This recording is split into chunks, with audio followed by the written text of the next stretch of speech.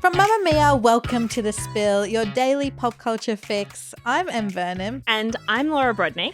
And today, we have a very special episode. A very salacious episode. Oh, yes. Because we are doing what we always love to do here at The Spill, where we do like little roundups of our favorite TV and movie suggestions that are encapsulated by a certain topic. Mm-hmm. And the topic today is, drum roll please, LB. Or a B. Or a B. Whatever you literally did the gesture of a bee. It's pollinating a flower. Those are little drumsticks, which you can only see if you watch us on YouTube, which you can. Just can. Spill on YouTube. link in our show notes. Anyway, the topic of today is love triangles that involve siblings.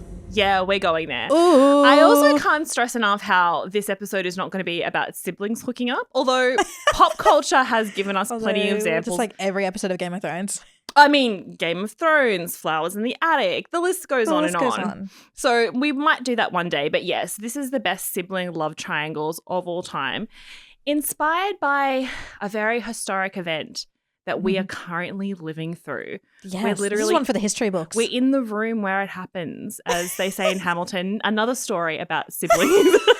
Another sibling love triangle. Once you start looking, they're everywhere. They're literally everywhere. So you know what? Maybe you should pay close attention to your everyday life because you never know. They could be out there in the open. And maybe you should have a close look at your siblings and just be like, is there a world in which we're all going for the same person? Ask your sister, hey, are you still friends with my ex-boyfriend? Hey, or are you looking at my current boyfriend? Oh. Whoa.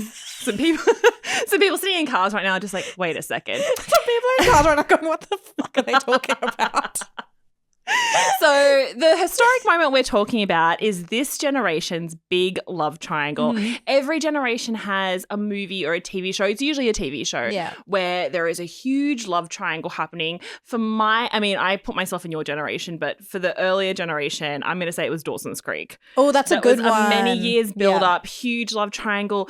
You're waiting for the final episode to be like, who will she choose? Who is it? And at the moment, we are living that with The Summer I Turned Pretty. We are living it with The Summer I Turned Pretty. It is the show that has literally everyone in such a chokehold. And since season 1, we're now on season 3, which is the final season. But since season 1, we've had 2 camps. You're either Team Jeremiah or Team Conrad. Yeah. And this is the season where everything's changed. Wait, which team are you? We haven't really properly talked about this. We saved it for the pod. Oh, I'm Team Conrad. Okay. That's the popular vote. You don't have to whisper that. No, I used to be. You're one of the many. I used to be Team Jeremiah. I would be really careful about saying that out loud. I tried that recently. It did not go well for me. I used to be Team Jeremiah for season 1. Team No One. Team Laurel, actually, in season 2. That whole season was a fever dream that I don't wish to relive. And now I'm Team Conrad, season 3, which I think most people are.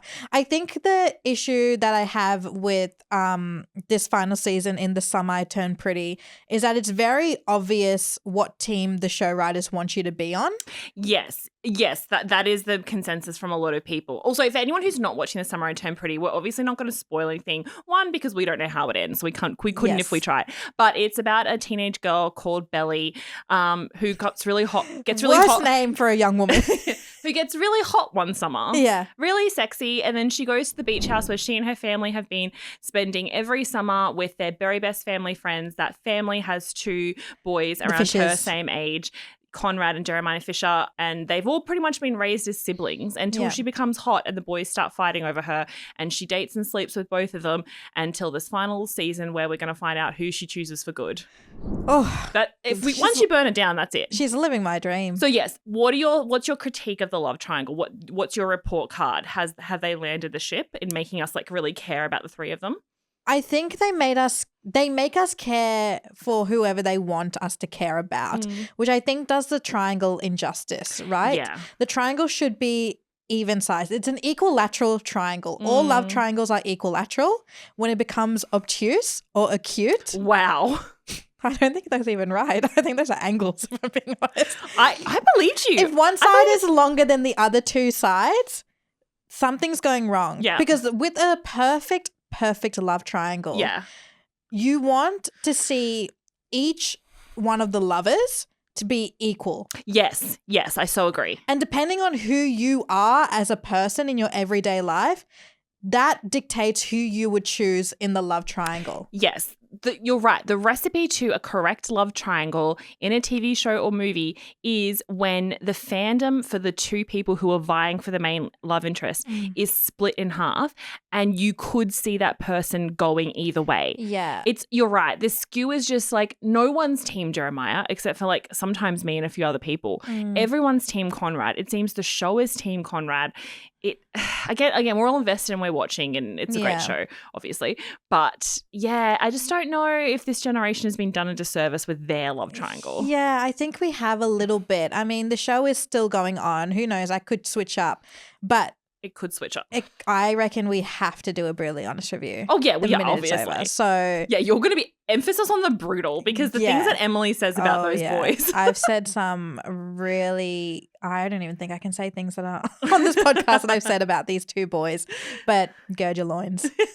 So we wanted to talk about some other sibling love triangles throughout TV shows and movies that we think have hit the mark. And I wanted to start with the love triangle with siblings that I feel has been done the best on a TV show. That has been rolled out in the best way. This is the gold standard of how you do a love triangle with two siblings and you still bring all the drama and sexiness, and that is The Vampire Diaries. The Vampire Diaries is such You've watched that, right? a good one. I've watched half. How can you watch half? I just feel like it gets so much better towards the end. I know that's a controversial take, but once Elena leaves, which isn't a spoiler alert, it happened like 10 years ago. I know how she leaves. Yeah. The season actually, I feel like, comes back with a fresh vengeance and energy. And then Bonnie is the lead girl and she's the best character in the show. Okay, I'll give it another go. But it was like during my time of when I was also doing like Gossip Girl and Pretty Little Liars, and it just kind of fell off my list. You had to go I was a really stressed teenager. You had to go chase a lot of mystery Oh my God. killers. I had one of those old MacBooks that would just like literally heat my ovaries, so I couldn't watch that much TV. You're like, who is A? Oh my God, I can't watch. I was like, the keys are burning my hands. My body's on fire. My reproductive organs are gone. I must know who was A. My laptop's about to take off. Who knows? Oh my God, imagine if you burn your entire body only to find out Dan was Gossip Girl. What a letdown. Or to find out that A was other Spencer with a British accent. That was bad. We'll save that for when we do an episode of the worst TV finales of all time. Those two up there. But no, Vampire Diaries is the story of two vampire brothers. Sexy brothers. I cannot stress enough the hotness of these boys. I love Damon. I know. I love Damon too, but I grow to love Stefan as well. Yeah, because Damon, now watching it as an adult, I'm like, you're really mean. Oh no. And you're like the worst man. Also, Ian Somerhalder, who plays Damon, has come out and said like Damon, especially in season 1, so problematic he shouldn't have even been on the show. So bad. He literally came like his introduction to us was him wanting to kill everyone and him sexually assaulting people. But then they like make him the lead character, so he has like a whole guys. This isn't cool. We need to make him sexy. Yeah, we can't have teen girls lusting after this wildly problematic man, even though he is a vampire. So it's two very hot vampire brothers, the Salvatores, who both fall in love with Elena Gilbert, the prettiest, smartest girl in a small town. That classic trope. He's also human. Yes, and goes in and out of being human during the show. Yeah. And so at first, it really sets up Stefan to be like the ultimate love interest. Yeah, and he's like the good boy. Yeah, you have the good brother and the bad brother. He's like the hero. But then you find out that Stefan is secretly inside the more dangerous brother. Yes. Oh, plot yes. Plot twist. But the reason that sibling love triangle is done so perfectly is that the brother bond grows at the same time and is very strong. And then both of their love stories with her are really epic. And you do get to the end, I think, wanting her to be with the vampire brother that she ultimately chooses. But it could have gone either way, and fans are split. Really? Yeah. I always saw fans, I always thought it had kind of the same edit as Some I Turn Pretty where everyone loved Damon. Well, no, a lot of people are Team Stefan. Oh. Yeah, and obviously the Team that Damon. That would be so sad if Team Damon is bigger, but Team Stefan is a very vibrant and active community. But I love Stefan after Lena. Like, I feel like he kind of found his footing. Yeah, and him and Caroline together, incredible. I'm actually, a side plot that no one cares about is I think I'm going to start reading the Vampire Diaries books. Because I've never read them, and everyone I talk to who's read them says that they're wildly different from the TV show, which I do know. So it's a whole new world. I don't know what's going to happen. Oh my God. Okay. Book club, The Spill. Okay. The book club, The Spill. Would everyone like to reread the Vampire Diaries with me? I'm in. Okay. You sold me. What's your favorite movie or TV show about siblings who have sex with the same person? What a great way to explain it. Okay. I'm trying to figure out which one I should do first. Oh, I know. Oh, side note, would you date someone that has dated your sister? Because you and your sister are nearly the same age, so this could happen. Well, yes, that's a good point. Would I date someone who has dated my sister? Or would you, because I was going to say, like, would you cheat on your sister's boyfriend? But could I cheat? I don't but think I he actually would felt care. like I knew the answer to that, so I broadened it out. That's so funny. I don't think I would unless my parents really liked him. What? Like, if my sister dated someone and they ended amicably and she has like no feelings for him at all and she wouldn't be hurt if I dated him, and my parents are like, damn, really miss that guy in our lives, and I'll be like, yeah, sure. Okay. I'll bring him back. Interesting. Well, I mean, my sister will probably hate it. Boyfriends of Emily's sister, past and present, get in touch if you'd like to talk about some opportunities. And as long as you're not too young, because there is like a 6-year difference between us. Yeah, I did think that. But if they're kind of in the middle. Look, love knows no bounds. According to Leonardo DiCaprio. Yeah. Who has the brain of a 35-year-old, apparently. Yeah, 32-year-old, even further down. Which is still a big difference to 25, which is the woman he dates. So I don't know if that's the right age. God, please don't tell me you're the Leonardo DiCaprio of the Sydney dating scene. I'm not. Okay. The one I want to talk about first is one you mentioned before. Yeah. Which I feel like passes as a movie because it is technically a movie. Oh, I don't know where this is going. On Disney Plus. On Disney Plus? It's Hamilton. Oh my God. I actually didn't know you were doing Hamilton. I would have not brought it up at the top. You mentioned Hamilton and I was like, actually, I love that musical, which is also a movie, like a musical movie. Yeah. And it has a love triangle in it that's also a real factual historical love triangle in real life. Which debunks my original thought that it's never two sisters and a brother.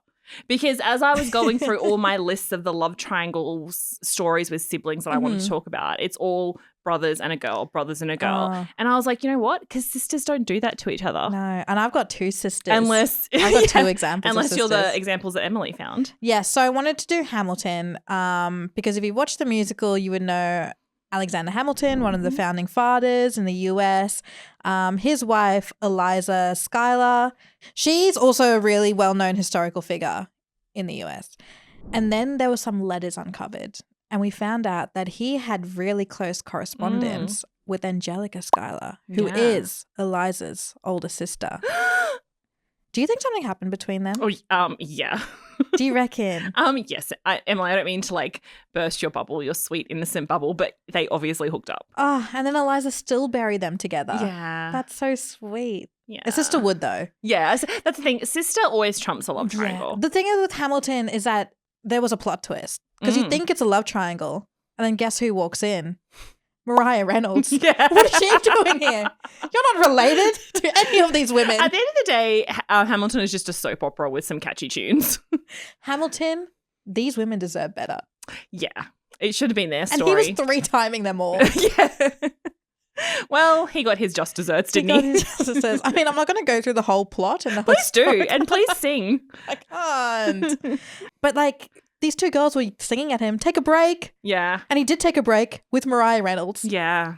So you know what? This just made me angry. At the end of the day, those sisters should go and jointly date someone else. I agree. Mm-hmm. Hamilton was an orphan. He didn't have any siblings, did he? No. Maybe one of the other men, like a John Lewis. Yeah. That would have showed him. Let's go back. Love that. Let's go back and tell them. Okay, give me one. My next example is a movie that scarred me in my childhood. I don't want to critique my mother's parenting, but the woman was worried about me watching the Buffy the Vampire Slayer because it had demons, yet she let me watch the 1994 war epic Legends of the Fall. Ooh. I want to say when I was about 7. or 8. It was just always on. That seems inappropriate. Have you seen that movie? No. Okay. So it stars Brad Pitt. And nice. During the movie, he is nearly the hottest he has ever been. Legends of the Fall, Brad Pitt. A lot of people say Thelma and Louise, Brad Pitt, and he's very hot in that. He but is he's hot in that. more of a rugged hot in this true. one. So he's one of 3 brothers. What's his hair? Like, give me, because I need to know the Brad Pitt hair. Oh, at one stage he has a long blonde ponytail. And he's really rugged, and he goes off and lives in the mountains at one stage with a bear. It's very sexy, and he like works on a property. And it's all taste in men have like... He's so You're the rugged. one person who has like the exact opposite taste in men than me. What, you wouldn't have a rugged Brad Pitt like building things on a farm? With his shirt off and like a blonde ponytail? I'm more of an Ocean's 11 Brad Pitt. Oh, like see, clean cut. You know, what, with the like slightly dirty suit, always eating a hot dog? Yeah, or like a prawn cocktail. A bit like slobby Brad Pitt. Yeah. Okay, yeah. We have different Brad Pitts. Yeah. That's good. We would never be in a love triangle. We never would in be a way, in a love we triangle. are sisters sometimes, and I just feel like it's so important that we would not be caught up in that nonsense. You've heard it here first. So Anthony Hopkins is the father who like lives out on this property in like, you know, very rural place in America, and he has 3 sons. Alfred, who's the oldest son, played by Aidan Quinn. Tristan, who is the middle son and kind of the wild son, played by Brad Pitt. And then the youngest son is Samuel. And Samuel has been off studying college because he's the smart one and he's the baby of the family and everyone loves him. And then one day he returns home with his beautiful fiancée, Susanna, played by Julia Ormond. And the whole family's in love with her. And then Samuel says that he's going to enlist in the war. And his brothers, to protect him, Alfred and Tristan, also enlist in the war. And then the 3 brothers go away. And oh my God. I know the story. Yeah. And what happens is one of the saddest things I have ever seen in a movie, which is the way, how do I say it? I mean, I guess it's kind of a spoiler, but also I have to say it to like get through the rest of the movie. Samuel dies in a horrific way where Tristan is running to save him and he can hear him. He can't get there in time. So it kind of devastates the family and it rips them all apart. And then Alfred and Tristan return to the farm with the father. Susanna is devastated. There's a whole thing where she's kind of in love with Tristan, but Tristan's too heartbroken so that Alfred marries her. Yeah. But and then like their marriage doesn't really work out. So while the whole story is like the family being really estranged and she is married to Alfred, but she's in love with Tristan the whole time and he's in love with her, and it ends in a really brutal, messy, sad way. Yeah. Pretty much everyone dies. I can't believe you watched this as a 7-year-old. I know. This is traumatizing. It's just like, it's so romantic, but I think it's, I mean, I guess it's romance to it, and also it's more than a love triangle because she's in love with all the brothers at one stage. Like she's initially in love with Samuel. She ends up like talking herself into loving Alfred, but her heart is truly with the wild brother Tristan. Yeah. So it's an equal love opportunity for all brothers, really. Oh my God. Oh. So yeah, that's a depressing one. Not to dampen things at the top of the episode. I'll try to bring it up. That is when sibling love stories, it's like a cautionary tale. Yeah. Don't date your sibling's ex because you might die. Your whole family will end up dead. Multiple people. And one of them will be killed by a bear. And that's the one thing we want you to take away from this whole episode. That's right. It's not a game. It's a life lesson. Okay, the next one I want to talk about is a show that everyone's watched and loved. Oh. And it's everyone's favorite season of this show. Oh, okay. Wait, I don't have no idea what this is. Season 2 of Bridgerton. Oh, okay. Yes. Yes. Oh my God. I think the yearning in this season is yearning I have never seen before in my entire life. It's Jonathan Bailey. He yearns. He yearns in a way that no one else can yearn on screen. Maybe that's what was missing from the last Jurassic Park movie. Yes, because he wasn't yearning. He was yearning for no one. He kind of yearned to see dinosaurs. He was yearning for those dinosaurs having sex. And then when he saw the dinosaurs having sex, he was happy. Yeah. But after that, his yearning went away. Yeah, his yearning stopped there. Yeah, he needs to stick to the romances, I think. So it is like stars Jonathan Bailey. He plays Anthony Bridgerton, and it's his season of Bridgerton where he finds love. We are introduced to a new family, the Sharma sisters, Edwina Sharma and Kate Sharma. Kate Sharma's the older sister. So she has to marry her sister off because she has to go back to India to be a governess which is a very important job, especially for a woman at that time, apparently, in Bridgerton. It's like the only job available. Also, she's 26, so she's too old to be married. Oh, that is spinster age for sure. Spinster age, an embarrassment. And I guess the extra kind of context there is like her mother passed away, right? Yes. So her sister is her half-sister because her father remarried, and she kind of feels like to fit into this new family that her father made, she has to sort of give everything up for the sister who is like the golden child of the family. Yeah, and Edwina's so small and cute. And then so she goes... She's kind of annoying sometimes though, right? I think. She's got real little sister energy. Real little sister energy. It's such a specific type of energy. Yeah, but it's also she radiates. needed that because the show writers obviously needed us to ship Kate and Anthony together. And we do. And we do. So they meet Anthony Bridgerton and she's like, oh, he's perfect. Go with him. Go, shoo, shoo, shoo. And then later on we find out Anthony's not the only one yearning. Oh, yeah. Kate's also a big yearner. Oh, my God. So many good moments in that whole situation. Okay, so the wedding scene when she looks around and realizes as they're about to get married that her sister and her soon-to-be husband are in love with each other. One of the most traumatic moments I've ever seen on TV. Oh, my God. The acting in that scene is 10 out of 10. It's just all eye acting. When Anthony and Kate look at each other and Edwina was like, have I been blind this whole time? Yes, girl. Yes, you have. And then everyone else is like, oh, God. Because they could all see it. And it's also like the type of love triangle I love because it's in a specific period of time where it definitely can't happen. Yeah. So like Kate and Anthony barely have any actual like physically sexual moments. It's all just about the eyes. It's all just about the way they talk to each other because they physically can't do anything together because it's like so bad if they did compared to other love triangles where they're like, fuck it. Yeah, exactly, where they just hook up behind the scenes. They do have sex in like a gazebo or something, right? And she wakes up and he's gone. The worst behaviour. I watched that scene with both my mum and my nana. And it was a really long scene. We've talked about this. You watching wild sex scenes with your mother and grandmother. If you want to do that, that's fine. But you get... I don't want to do it. You won't even watch a sex scene in a movie when I'm next to you. Oh, God. I think I've just been traumatized. We once went to a movie and a guy took his shirt off and you slid onto the floor and hid your eyes and said, why did you bring me to watch porn? Firstly, it was Magic Mike, so he did a bit more than just take his shirt off. I think that's literally all he took his shirt off for like 10 minutes. Yeah, and you've never seen Channing Tatum's taut abs before? No, I hadn't watched any other Magic Mikes. That was the first one and it was also the last movie. You're like, I can't watch sex scenes with people. I'm like, I can't stress enough how much this is not a sex scene. There's a shirtless man. If you go down to Bondi, you'll see them everywhere. Oh, I'm a prude. I should be in Bridgerton. I feel like that world just perfectly encapsulates who I am. Yeah, like you like just show a little bit of ankle and then like run away.